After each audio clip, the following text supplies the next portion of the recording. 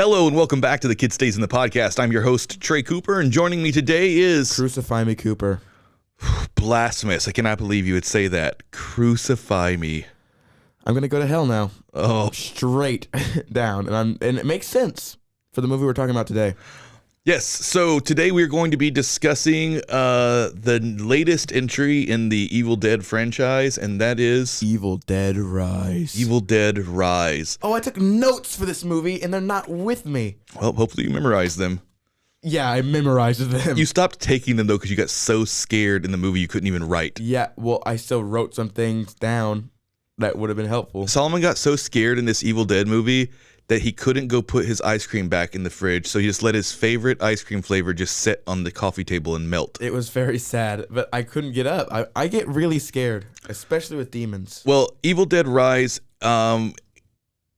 immediately started gaining traction after its first trailer. It had a very creepy first trailer, and each trailer kept getting creepier and creepier after that. I was, quite frankly, kind of tired of seeing them because they were so tense. And I kept seeing them at night on my YouTube. Yeah. On the YouTubes. And God, I hated it. Because I would just be like, oh, I'm watching a fun video about Pokemon. Evil Dead Rise. And then I'd throw up and cry. Look, I'm not gonna lie. A lot of the things that I'm gonna say, I'm gonna be not stealing because they're exactly what I thought, but I really agree with the folks at Alternate Ending. It's a really great movie site. If you are not familiar with it, they're kind of an indie operation, but their like main critic Tim Brayton is a guy who I've kind of taken to be my main critic that I like to read since Roger Ebert passed away. And I just think Tim has really good insights on movies, but also what I like about it is I don't agree with him. Are you going to keep making dumb faces to distract me? Is there a reason you're doing that? I don't know what you're talking about. Okay, this is on video. So, like, what do you think you're getting away with? I don't know what you're talking about. I'm literally not doing anything. Okay, everyone can see you. My dad's crazy. I don't know what's going on. You can't gaslight people that are watching you do it. I wasn't doing anything weird. Okay. No one believes you, Dad. They saw you. Not everyone is watching the podcast. Yeah, but as soon as they hear this, they're gonna go look at the video version. And even if they are watching the podcast, they would know that I wasn't doing anything. No, they probably want to come into the podcast and also punch you right in the throat. I don't know why you're acting so crazy right now. You Anyway, need to calm down. Tim Brayton makes a point that I'm just gonna give him credit for it, even though because I think that he put it into more articulate words than I would have. But the one thing that I would say at the top of this movie is the thing about Evil Dead being a franchise and trying to like tick boxes. Evil Dead is not like Nightmare on Elm Street or Friday the 13th or even Halloween movie. You know what I mean? We know what things are that make those movies those movies. Evil Dead is just whatever it wants. It's whatever it wanted to be in any given moment. Mm-hmm. So, in the original Evil Dead, I think Sam Raimi was trying to make an actual full-on horror movie. There's not a lot of jokes in it. It's funny, I think, mostly because it's kind of kitschy and it has a shoestring budget. It was just 4 kids out in the woods making a movie. You know what I mean? Yeah. So I think a lot of the comedy from that... What? For a second, I thought you meant it's 4 kids out in the woods making a movie. Like, that's the specific target group that it's going for. No. And I'm not trying to say that Sam Raimi's sensibilities are not all over Evil Dead 1. Obviously, they are. But Evil Dead 2 is basically just, I don't know if you haven't seen these movies, have you? I don't think so, no. So, Evil Dead 2 is essentially just a remake of Evil Dead 1. With a bigger budget because it achieved like a cult status and people really liked it. Evil Dead 2 is much more knowingly leaning into the joke. You know, it still is trying to scare you with some scenes and it still has that like over the top gore that we're used to from, you know, the Evil Dead series. But it's leaning into the joke quite a bit more. You know what I mean? Yes. And by the time we hit to Army of Darkness, it's not even trying to be scary anymore. I mean, Army of Darkness is just a full on. I have seen that one. Yeah, but it's almost just a full on comedy. You know what I mean? Yeah. And then you have Ash versus the Evil Dead, the show, which I think is the closest we get to solidifying what Evil Dead is.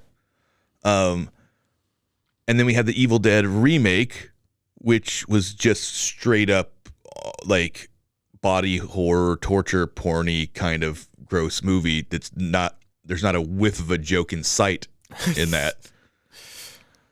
And then that brings us to this movie, which is trying to be the quintessential Evil Dead movie. And so it's trying to tick all these boxes like you would in a Halloween remake or whatever, Friday the 13th remake.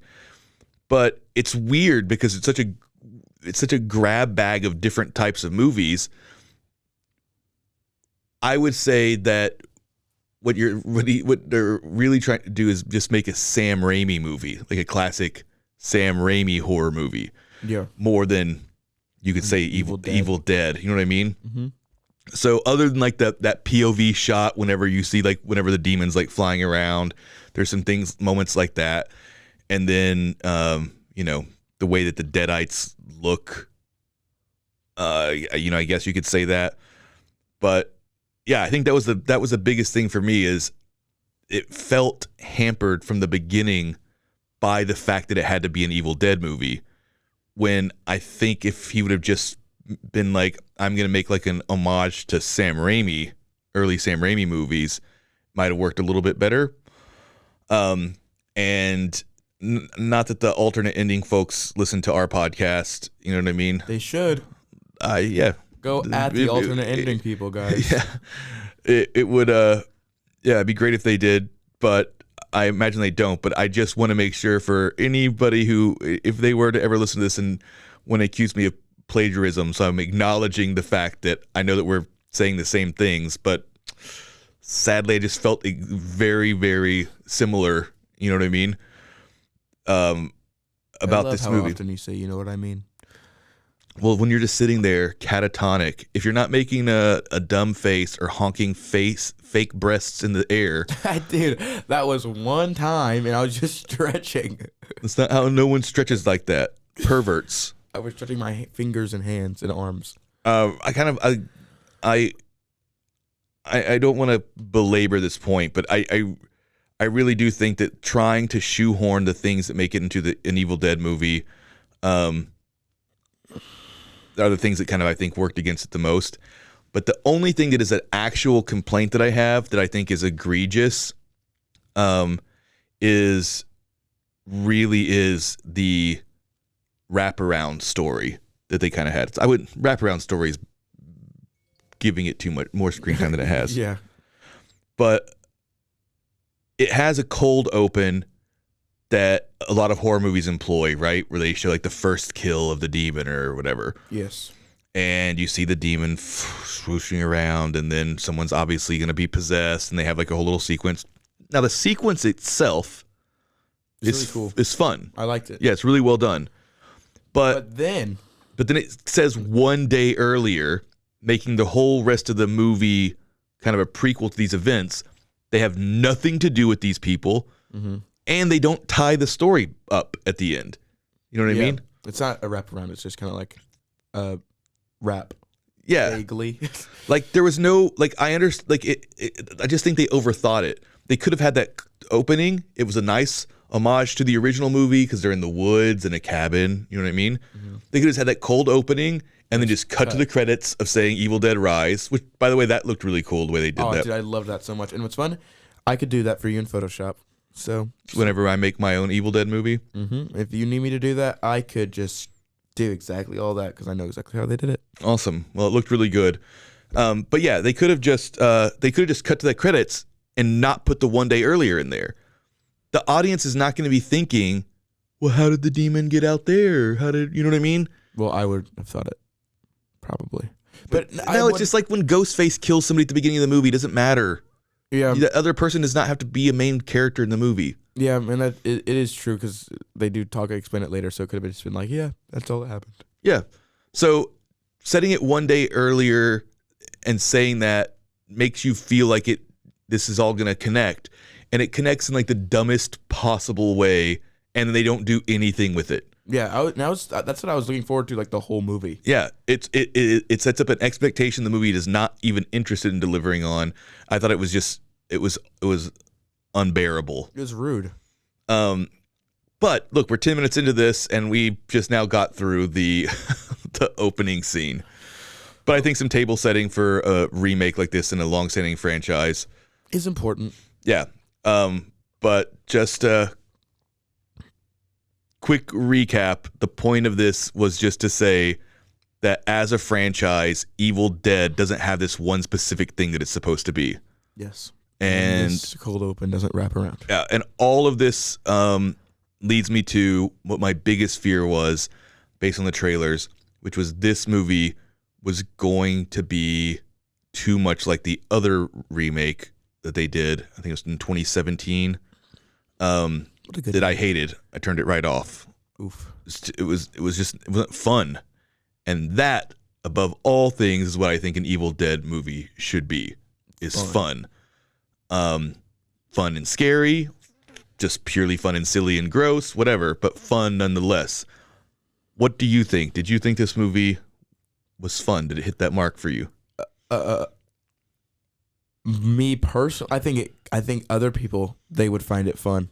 Well, I'm not interviewing other people. I'm asking you. No, but that's just because I'm obviously already very scared naturally because I've been watching horror movies my whole entire life. Thanks, Dad. Mm-hmm. And you're so not naturally scared. And it did not help because, the watching horror movies my whole life did not help me, be like, oh, I've seen all these movies, not even scary. But this was just I don't like feeling gross, and I don't like demons around me at all because it's too real. Just a demon could just come and just pick me up and throw me around. So no, I did not find it fun because I was just too busy being terrified. Yeah, I always I don't know why, but the demon part of Evil Dead never seemed to me the same way as it did. Never seemed to me the same way. It never hit me the same way as like the demons in a real like exorcism movie where there's like Catholic imagery and whatever. The demons in Evil Dead always just seem more like monsters. Yeah, but in this, it did not feel that way to me. To me, it felt like there were demons, and I didn't like it. Yeah. So it's too scary for you, is what you're saying? Yes, too scary. Too scary. And I know that makes me sound like a little baby, but I watch a lot of horror movies, so I don't care. Well, I was going to say, you saying like, oh, I watch a lot of horror movies, like you have PTSD from them. You sleep like a baby every single night. You sleep alone with the light off. You don't like having night terrors all the time or anything. And I don't find you particularly easily scared in horror movies. Maybe I am not, but this movie really got me goosed. Got you goosed. Yeah, so what would you say specifically about this movie? Are we not going to give a plot synopsis, bro? I mean, I feel like we should just dive right in. Yeah, but we're almost out of time. Don't you think? Stop it. I don't think we need to give a plot synopsis. Somebody gets possessed. I could do it. Can I do it? Fine. I'm pretty confident in how I could do it. God, the one time I don't want you to do it. All right, you ready? Yeah.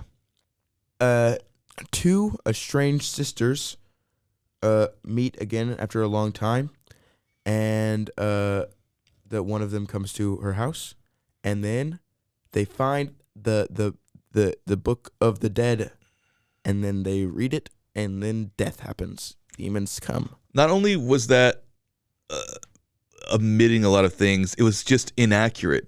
First of all, no one reads the Book of the Dead. They play a record where a priest reads from it.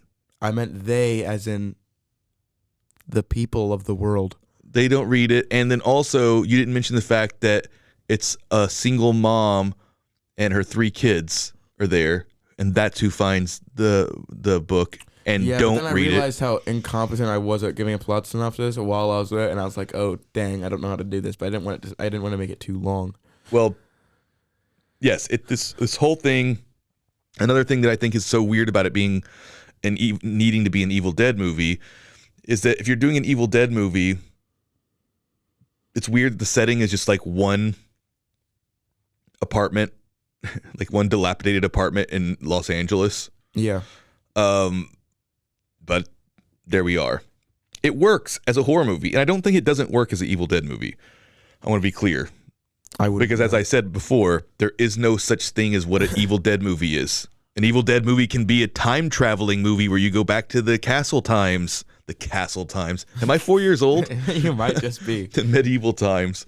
As long as there's demons in it, I feel like. Yeah, as long as there's deadites, as long as there's like a book, whatever. I mean, you could say those things, but my point is it could be anything.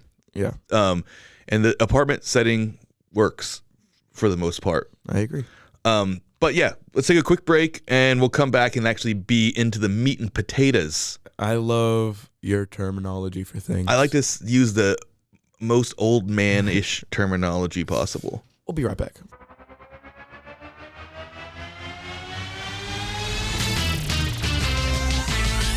Frozen, heroes. Gonna tell you about Frozen, heroes. Gonna tell you about. Hey, I'm Zach, And I'm Mike. and we have a fantastic new podcast to tell you about. Bros, Foes, and Heroes. It's the two of us looking into the world of comics, breaking down some characters that you may have never heard of, and some that are just absolutely ridiculous. Yeah, so Zach comes up with a character each time, and I go into it just completely blind. I don't know who this person is or what their abilities are or anything, and basically I guess we kind of go over their origin story and just some of the ridiculous stuff that maybe, especially Golden Age stuff. Oh, Golden Age stuff is always the best, and we will make sure to highlight all of the shenanigans and just absolute weirdness of everything. Yeah, that's right. So subscribe today and follow us on Instagram at Bros Foes Heroes. And if you don't, I know where you live. Not really, but please subscribe. Frozen, heroes. Gonna tell you about Frozen, heroes. Gonna tell you about. Hola, yo soy Jackie. Y yo soy Jessica. Y esto es Zona del Crimen.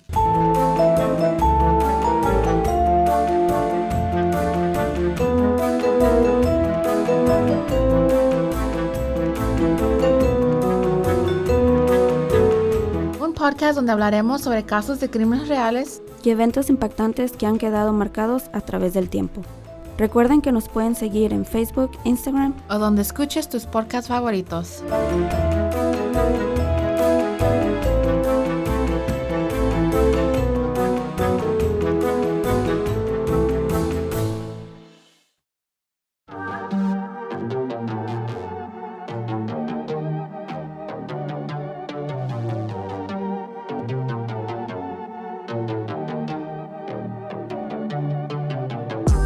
Hey y'all, I'm April, Hi, I'm Caroline. and we have a new podcast for you. What's it called, Caroline?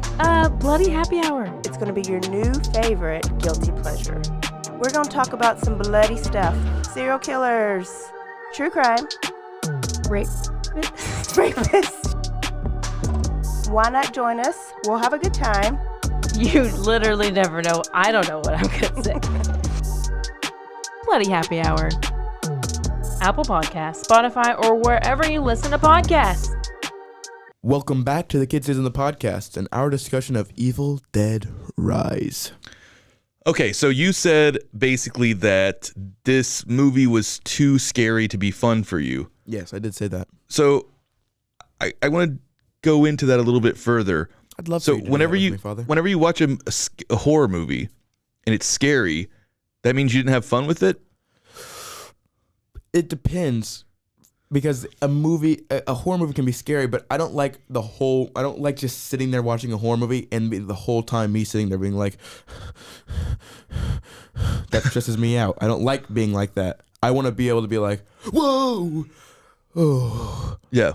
But there never felt like there's any safe time within. I need a safety point, Yeah. and I never felt that way. Well, and this movie also does something. I don't know if all the other Evil Dead movies have done this. I could totally be getting this wrong. but so I'll just say possession movies in general. This movie does something very, I don't know if weird is the right word, but whatever. Something that felt weird to me. Sure. Not bad, not like the wrong choice. It's just something I don't feel like you normally see.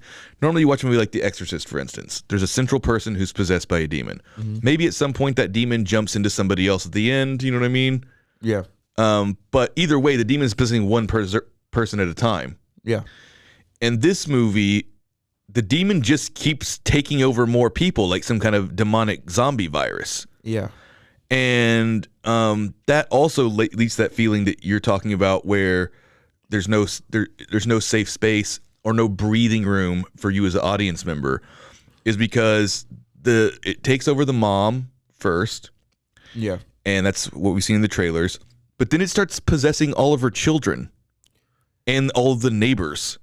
Yeah, but it seemed like it had something to do with like causing pain or something, because they gotta cut, the daughter got a cut like on her face, and then that was like her infection point, and then got whatever, and then all those other people. Yeah, that's what I'm saying though. It's like some kind of demonic zombie virus. Yeah, but it's not just like if you're near the demon, it'll just get you. You have to get. But I'm not talking about the mechanics of it. I'm just talking about the idea that in general, a normal possession movie, you have one person who's possessed. I agree. I understand that. And then the other people can go strategize. You know what I mean? And they come back and they try again to exorcise the demon or whatever. Yeah. You don't normally have a situation, or like even think of The Shining, right? Like, so Jack is basically kind of getting essentially possessed by the hotel, whatever malevolent entity lives there.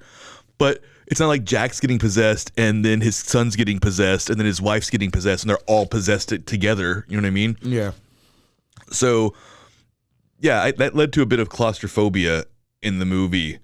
It also led to the one thing about the movie that I thought was kind of mean, except for, I have to say, like, I didn't care enough about the characters to feel like it was overly mean. But, I mean, this lady, like, all of her kids except for one get possessed, and then they're the bad guys who they have to kill. Yeah. You know what I mean? So it's that's pretty mean. The pretty mean thing to do. I agree. I didn't remember the second kid getting possessed. Yeah. The son. Yeah, no, I don't remember that. What? How did that happen? I don't remember, but he definitely does. Well, And he gets killed horribly. Well, I know he has to have because he gets killed horribly by his own sister. Yeah. Or his aunt. I don't remember which one. It wasn't his aunt. But yeah, you have this like it's a cool idea. I just don't know if that, even though I just went on this whole tangent about there's no such thing as what an Evil Dead movie is. Is an Evil Dead movie a movie where a little girl and a grown woman have to murder their entire family and their siblings? You know what I mean? This is a movie where a little girl and I guess their aunt have to murder their own siblings. In their case, it's actually both of their siblings. You know what I mean? The aunt has to murder her own sister. The little girl has to help murder her own siblings. That's a pretty mean plot. Yeah, and you know those people are not going to be able to be the same.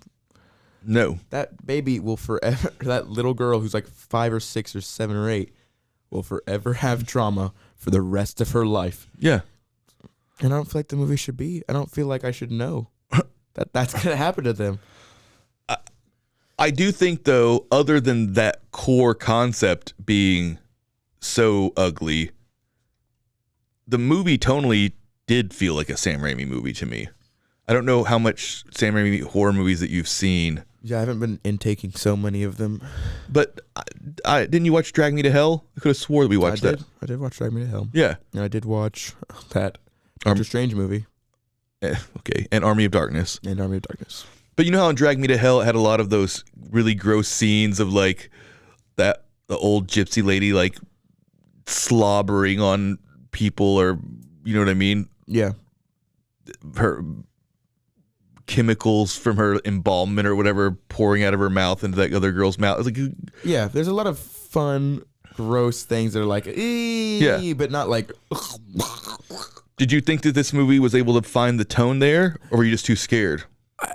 For me, everything just felt gross, mean, and scary. I never felt like, oh, this is yuck.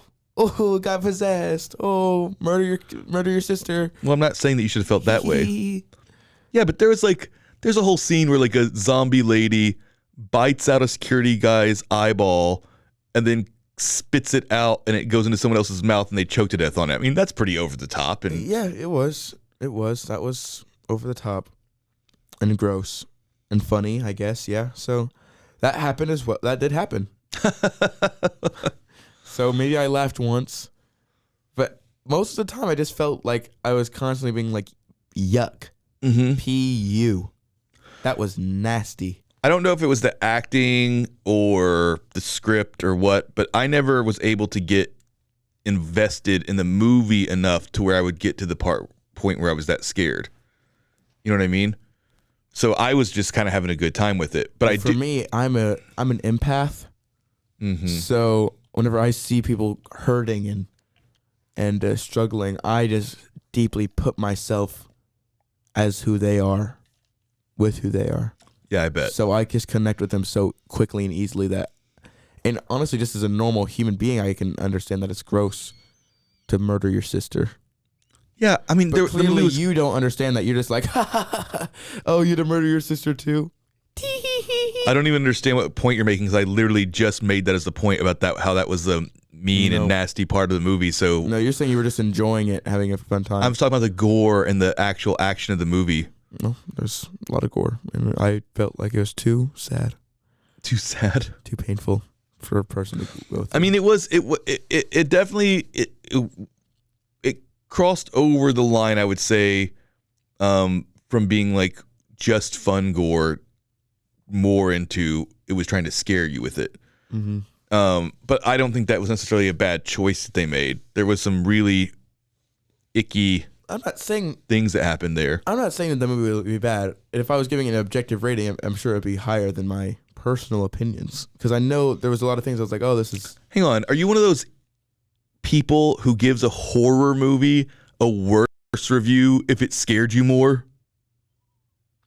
I will if it made me feel like it was too much scareness. That's just the movie being effective. Yeah, but I don't want my movie to be like that. I already explained it to you. Then go watch a cartoon. Okay, Dad, I already... Go watch an episode of Winnie the Pooh. I've watched several horror movies, as I've explained before, and I wouldn't give them bad reviews because they scared me. I would just say, oh, that was really fun. But it sounds like what you're saying is the reason you're going to give this movie a lower score, which I don't care what you give it. You can give it a 0 if you want to. But I'm just saying you can't be like, this movie made me feel so scared. 0. No. I hate feeling scared. No, I would give it... I'm only saying that my review would be lower is because it made me feel... I never felt like... I never felt like I was having fun a single time. I never felt like, oh, this is a fun movie. I'm glad I'm watching this. I felt like I don't want to watch this movie anymore. It's too gross. It's too scary. And it's too mean. And I don't want to keep watching it. How scary could it possibly be when you have a single nightmare? I don't dream in general. Slept in your own room, lights off, pitch dark. It seemed like you were that scared. I begged you to let me sleep on the couch. Did you? Yes. He said, no, go to your room. Quit being a baby. I said, I don't remember that. That doesn't seem familiar. that's exactly what you said. It was a school night, so that's why. Oh, yeah. Well, yeah, I thought the movie was pretty fun. I was having a good time with it. I thought it crossed over the line between being fun and being mean a couple of times more. But that's another thing. Even, I guess I'm repeating myself so much in this podcast, but even though I keep saying there's no such thing as an Evil Dead movie or what Evil Dead movie should be, I think that being whatever it is that you're like wanting to be in that moment and being transgressive in general. I mean, the original Evil Dead movie, now they thankfully took it out of the second movie, but the original Evil Dead movie has somebody getting raped by a tree, you know? And it's played for both horror and kind of for laughs. So, you know what I mean? blurring the lines between what is good taste and what is not, I would say an Evil Dead movie. is one of the hallmarks of I feel like what you're doing Evil is Dead. just defining an Evil Dead movie. Yeah, that's what we're doing. That's what we're doing right now. We're gonna decide what an Evil Dead movie is. I love that for us. But yeah, I mean, at the end of the day, the biggest problem is we had characters that I'm, for the most part, didn't care enough about to ever be scared for. Mm-hmm. That's a kind of a weakness, I would say. I didn't dislike them. I really liked the auntie, and I liked the kids fine. But like the son character got no development whatsoever. No. And so yeah, other than just being like, oh, all the kids are dying, you shouldn't only think that. You know what I mean? I was more sad when a fake CGI rabbit got shot in Guardians of the Galaxy. I did like Bridget though, the oldest daughter. Yeah, she was cool. So that was sad to me. But yeah, like that's the biggest problem. I think the movie works in exactly the way that you're saying it doesn't work. It works to me as kind of like a haunted house, like an actual real haunted house. Well, not a house that's actually haunted. I mean, like one that you go to and you pay money and you walk through. No, but that's the thing between the difference between a haunted house. This is not like a haunted house. This is just like being haunted. But in a haunted house, it's just like, oh, I'm gonna walk in here. Whoa! Actually, I shouldn't even said that. I actually hate going to haunted houses. I like haunted houses. I think they're so stressful. It makes me so stressed out that I'm immediately like, why am I in here? They are stressful, and sometimes I do want to start crying. But the thing is that there's still that breathing room, and like I said before, there's never a single chance where I felt like I got that safe haven. But that's what you get when you're walking. It's like jump scare, ooh, creepy ambiance, oh, cool world I'm in, ooh, jump scare again. It was just like, I'm gonna throw up. This is horrible. I'm gonna die at some point. And this movie is definitely not all about them jump scares. It's about grossing you out. Mm-hmm. I think that's a primary goal that it has. Yep.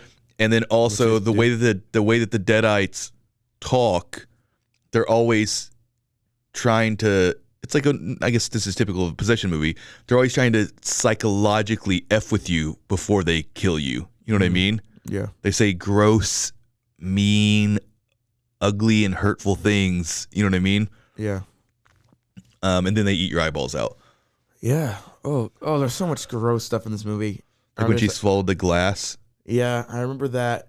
And then she but the thing with because we found out that the auntie was pregnant. Right. And then that demon does that horrible thing. You can describe it. I don't want to be a part of it. I actually don't remember. What? The demon or the deadite.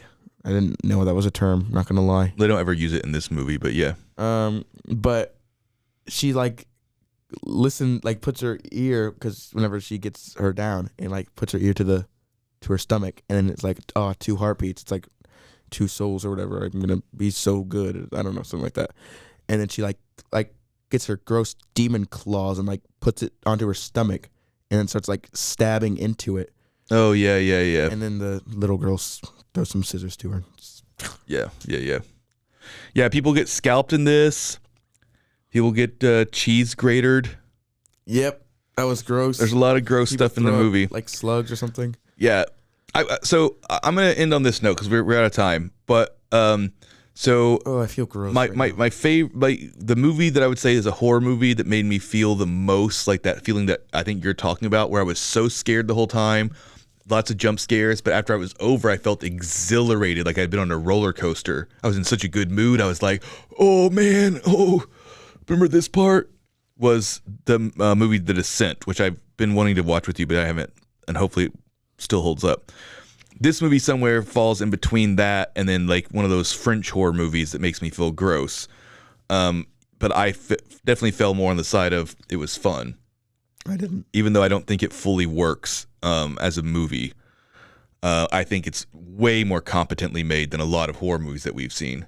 For sure. Why did you at the very end of this podcast decide to lay down and have the microphone pointed at your nose? I'm not laying down. So weird. I'm not laying down. I just I can hear the difference though in the quality of your voice because of what you decided to do. I started feeling because of the choices that you chose to make. I started feeling really uncomfortable, and my head started to hurt at the thought of thinking of this movie. Okay, so I would probably give this movie, let's say, 30 out of 45 eyeballs.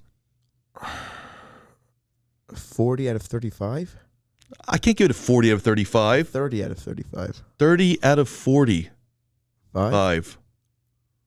I don't know exactly where that puts it, but I want the score to be really meaningless, so they had to really pay attention to what I was saying to see what I thought about it. Yeah. We're 2 minutes over time, so I'm gonna give it like a.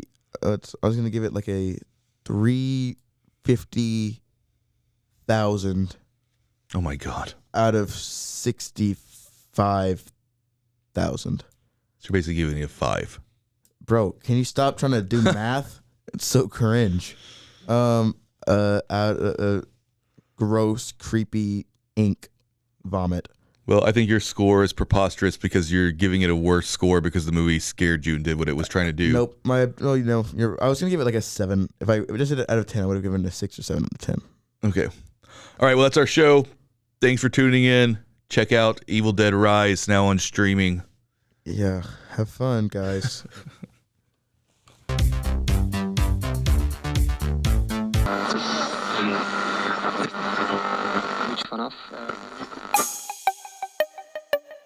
This has been a Rogue Media podcast.